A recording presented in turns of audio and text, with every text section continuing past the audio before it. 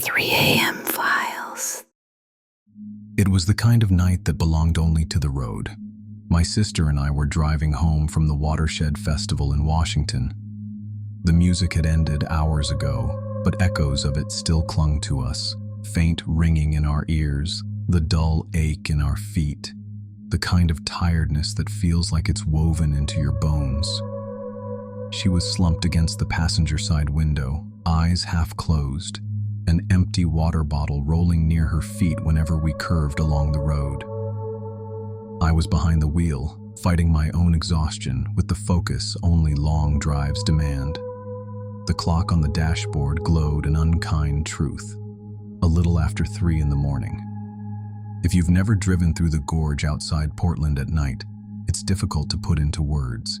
The highway carves itself along a river you can't see, but you feel it pressing in, a heavy, endless presence at your side.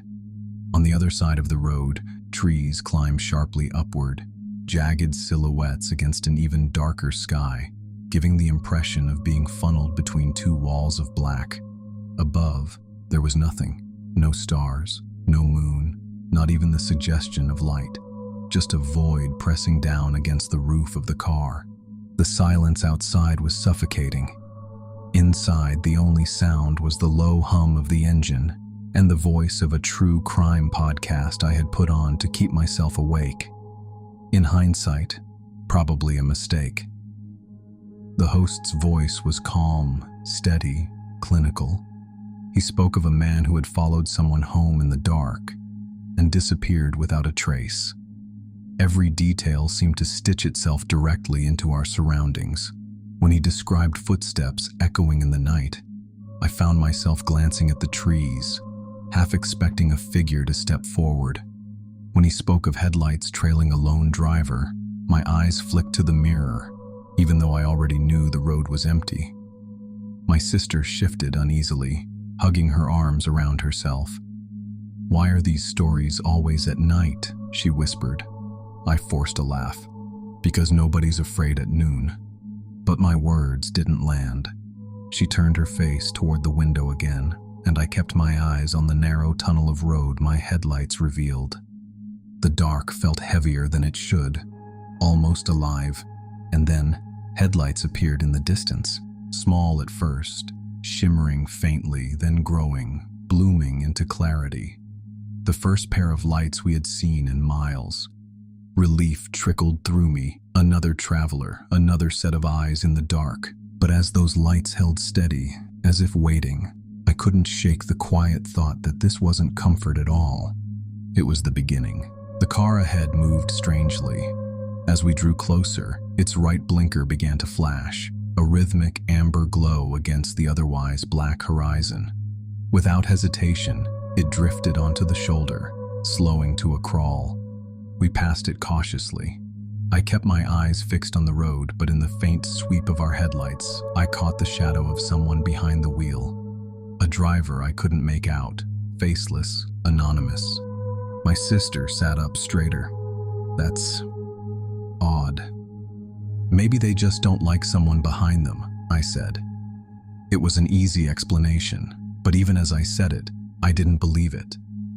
And then, in the rearview mirror, their headlights flared again. The car pulled back onto the road. At first, they kept a reasonable distance, but then they accelerated. In moments, they were on our tail, their high beams filling the mirror, bleaching the interior of our car with a harsh white glow. "Okay," my sister muttered. "That's not funny."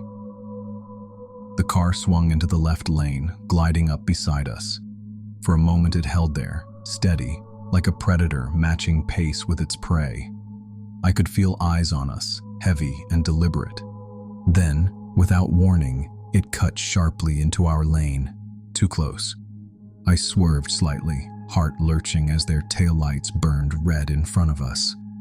I cursed under my breath, forcing myself to steady the wheel.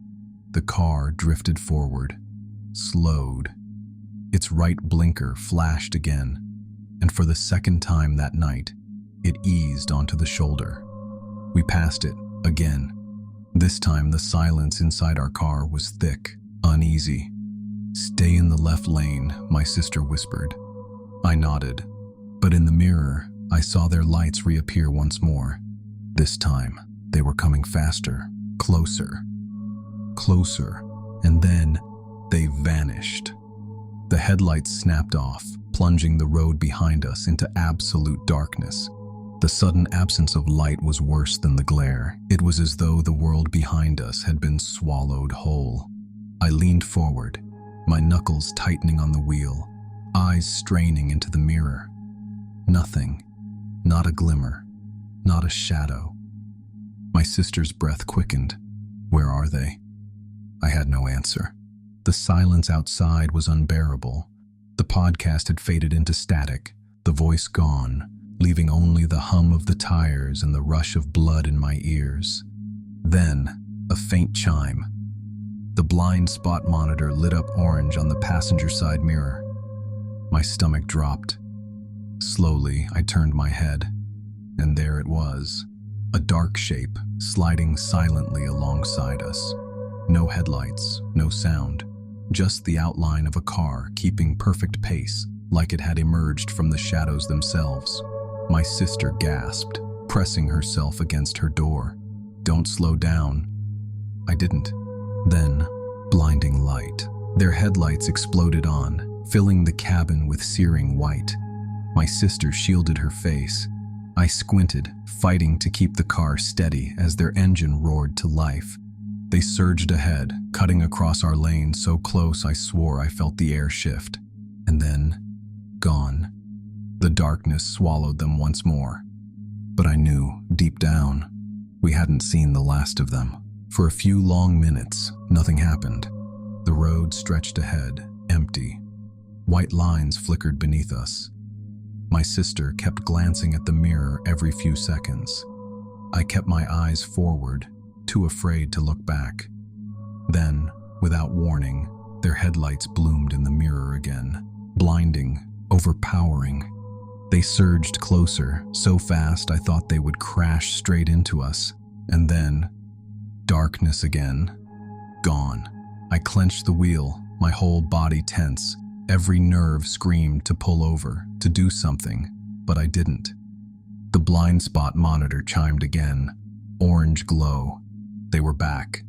I turned my head slowly. The car was there. No lights, no sound. Just a black silhouette pacing us at 70 miles an hour.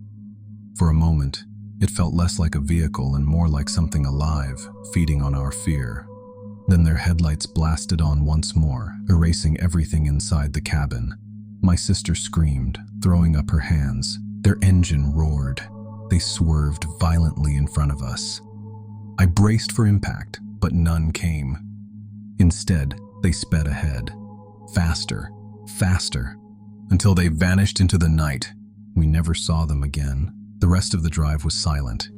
Neither of us spoke. Words felt dangerous, like they might summon those headlights back out of the dark. Eventually, another car appeared behind us. Ordinary headlights, calm, steady. It followed for miles, a strange comfort in its normalcy. The strange car never returned. We reached home just before dawn. Pale light touched the horizon, painting the sky gray. The birds had already begun to stir, but even daylight couldn't chase away the unease. Long after we parked, I sat in the driver's seat, staring at the mirror, half expecting to see headlights swing into view again. But they never did. And that was the last time we ever saw them. Even now I wonder, were they just kids? Reckless, cruel, testing how far they could go? Or was it something else entirely? What unsettles me most is not what happened, but what didn't. They never forced us off the road, never showed their face. They simply followed, played their game, and disappeared. And that leaves me with questions that wake me some nights. What if they hadn't stopped? What if no other car had come along? What if, on some other night, with some other driver, they didn't let it end? Because somewhere out there, maybe they're still waiting. On that same stretch of road, looking for another pair of headlights in the dark. If you've ever had a creepy experience while driving at night, I'd like to hear it. Share your story in the comments below. And if you value the effort I put into these tales, please like this video and subscribe to my channel. It encourages me to keep bringing you the stories that linger in the silence long after you've turned out the lights. Now, settle in, close your eyes, and let the shadows take care of the rest.